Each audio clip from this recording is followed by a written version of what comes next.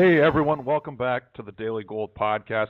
Today we have a very special guest, a first-time guest. I'm really excited to have Roy-byrne on with us. And Tiho is the author of what I think is one of the top finance and trading blogs out there.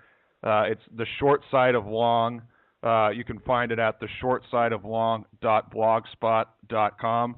And we're doing this interview from separate sides of the world. Tiho is all the way in Australia. I'm in the Pacific Northwest. So, Tiho, it's great to talk to you. How are you doing today? Not too bad. Pleasure to be on your show.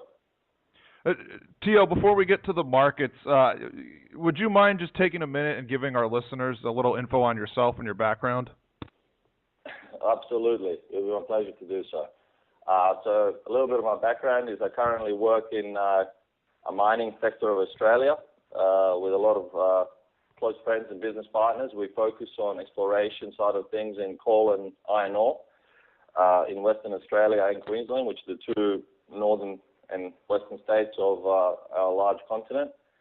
And also my job is to run a private fund for a lot of our members and friends in the mining community.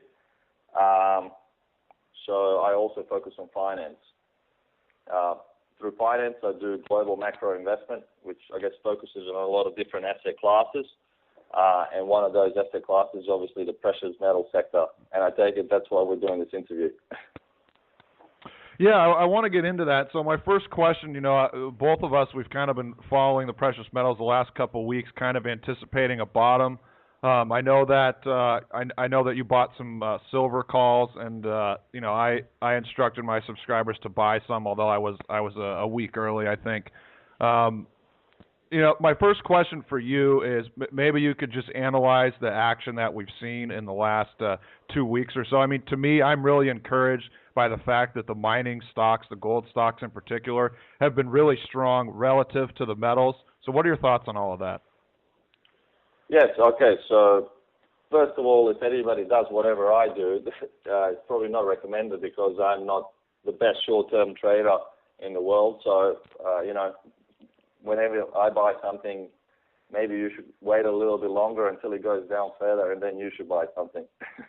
But having said that, we bottomed in gold mining stocks. If we look at the GDX ETF, the support around $40 held, I guess, and one could say that the action in the recent week or two has been very good. Having said that, we have a rounding top in the GDX, which started in late 2010, and now we've had a very strong leg down, and we've got really oversold. So a bounce here is expected in the precious metals markets, and our performance against gold is really welcome. But I'm not so sure that assets bottom on a V-trough automatically. So as a best case scenario, we might see a rally move higher for a little while longer from these oversold conditions.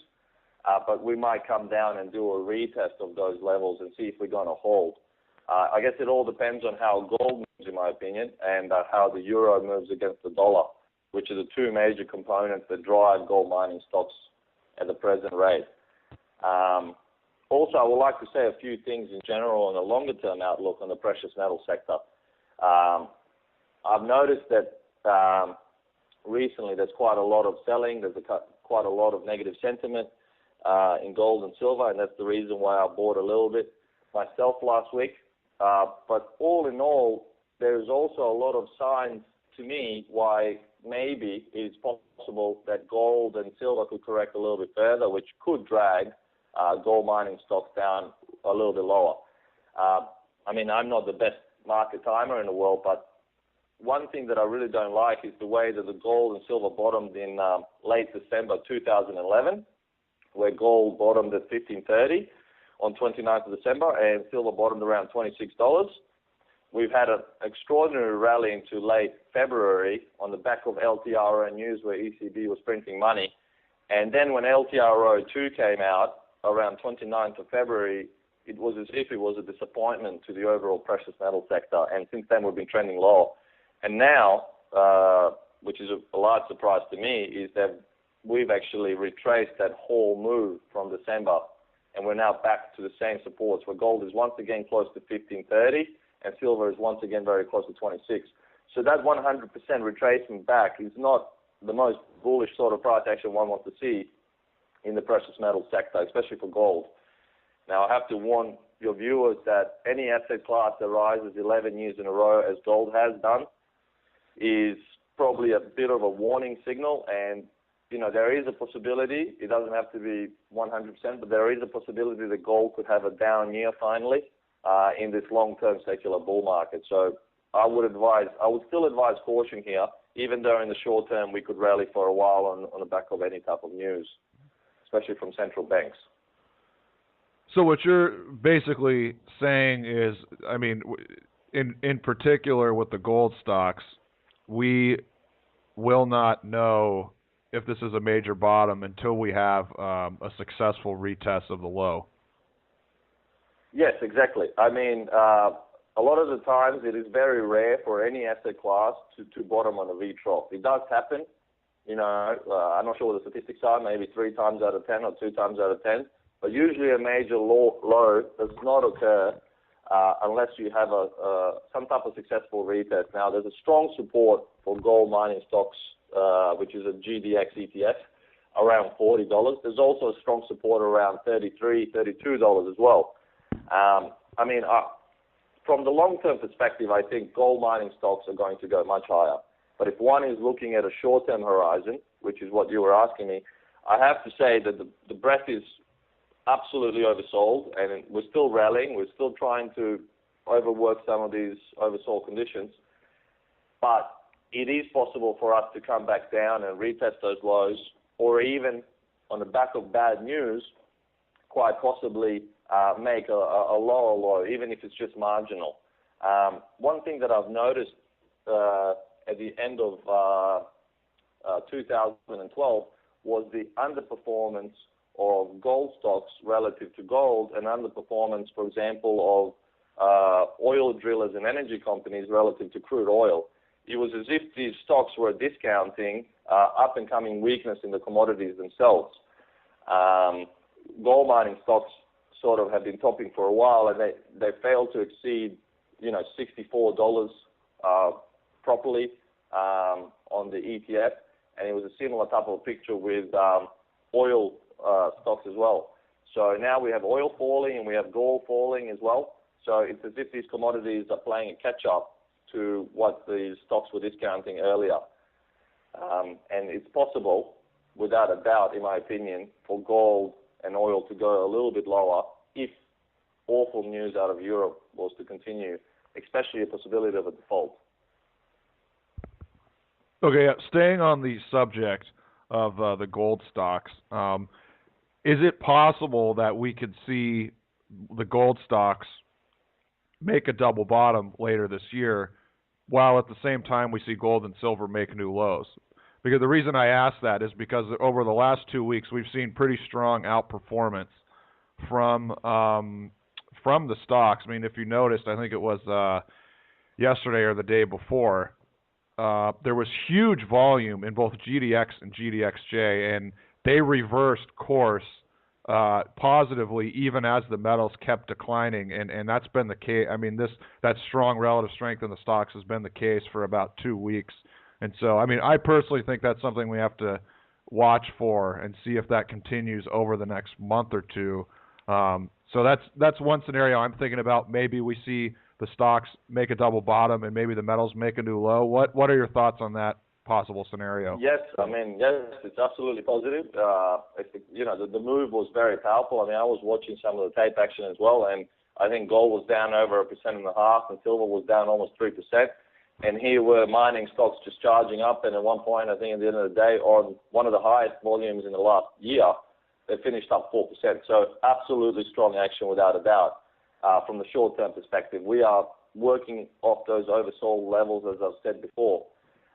And yes, it is also possible for gold mining stocks not to confirm the low in precious metals. I mean, I'm not sure how the whole thing will play out. As I've said before, I am an awful market timer, and I'm also very bad at trying to figure out how the whole thing's going to play out in the next few months or something. But over the long-term picture, just as the way that gold miners sniffed out weakness in precious metals and started declining before the precious metals themselves, gold mining stocks could now also sniff out an early bottom where they don't confirm a new low in precious metals. It all really depends on how well the macro pieces of the puzzle fall into the place, because to move away from the short term right now, over the long term, I think, long-term perspective, gold mining stocks have an absolute great value here. We can argue on relative basis against gold, they're just as cheap as they were in 2008. And even on nominal basis, while they might not be completely at the bottom, they're extremely oversold, and sentiment is extremely bearish. So eventually you're going to get a bottom here. And when you do, you're going to be happy that you bought anywhere around this area, because looking forward in the time horizon from 1, 2, or 3 years, I think you will have very strong and solid returns in your portfolio. So obviously, much of this depends on Europe, and I think one point I want to make, I want to get your thoughts on. Do we just need to see if the gold market can decouple from the euro, I should say, if the ECB begins to do a lot of money printing? Is that the key? If we're going to see if gold can detach from that normal currency relationship? Well, the way I would like to answer the question is in 2 phases. So the first phase is, yes, we can focus on Europe, and in regards to decoupling, I'm not so sure if we can completely decouple. I mean, there has been periods in time where gold mining stocks can rise and the euro falls against the dollar, like we've seen over the last couple of weeks. And there's been times as well for a few months where gold rises together with the US dollar. But in general, dollar and all commodities have an inverse correlation, as you really well know yourself.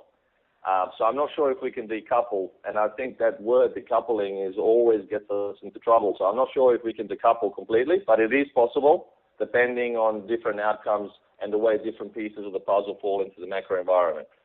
But the other answer that I would like to put forward as well is that a lot of market participants are currently focused on Eurozone, and they're focused on Greece, and me included too.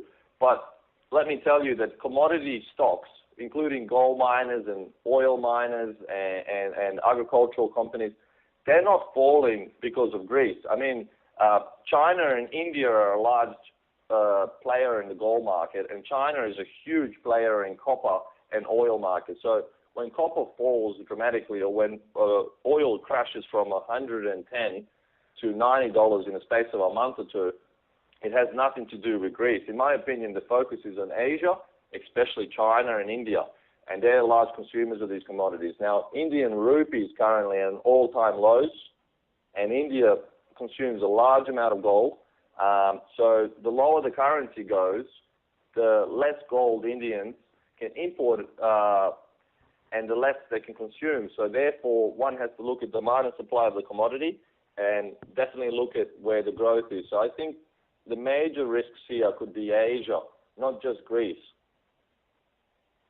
Yeah, that's really an excellent point. So to summarize things on the gold sector, it sounds like in the very short term you're bullish, but intermediate term you're not sure. You're looking at all scenarios, and then long term you're very bullish.